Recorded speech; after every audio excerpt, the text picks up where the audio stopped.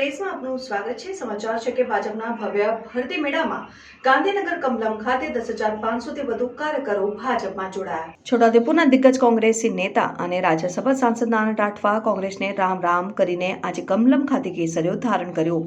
હાલ લોકસભા ચૂંટણીના પડઘમ વાગવાની શરૂઆત થઈ ચૂકી છે, ત્યારે પાર્ટી બદલવાની હોડ જામી છે અને કોંગ્રેસના ઉમેદવારોના એક પછી એક કાંગરા ખરી રહ્યા છે। ત્યારે આજે વધુ એક પૂર્વ કેન્દ્રીય રેલ રાજ્યમંત્રી અને દિગ્ગજ કોંગ્રેસી નેતા રાજ્યસભા સાંસદ નારણ રાઠવા કોંગ્રેસને રામ રામ કરીને ભાજપનો કેસરીઓ ધારણ કર્યો।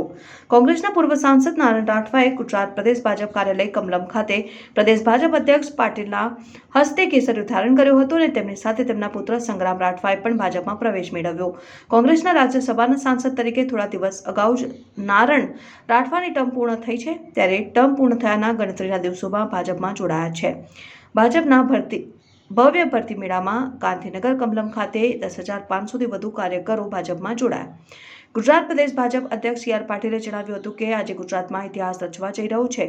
દેશભરમાં પહેલી ઘટના હશે કે કોઈ અન્ય પાર્ટી છોડી એક સાથે 10,500થી વધુ કાર્યકરો ભાજપમાં જોડાઈ રહ્યા છે।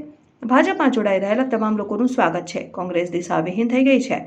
મોદીની ગેરંટી એટલે કે પાકી ગેરંટી, મોદીની ગેરંટી એટલે પથ્થરની લકીર। આ દિન સુધી કોઈ પણ સરકારે ખેડૂતો માટે કામગીરી કરી ન હતી।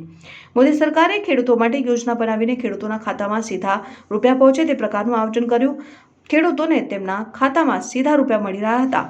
ઇન્દિરા ગાંધીએ સૂત્ર આપ્યું હતું કે ગરીબી હટાવો, પરંતુ મોદી સાહેબે કોઈ સૂત્ર ન આપ્યું। કોઈ ઢોલ નગારા વગાડ્યા વિના દેશના 25 કરોડ લોકોને ગરીબી રેખામાંથી બહાર લઈ આવ્યા છે।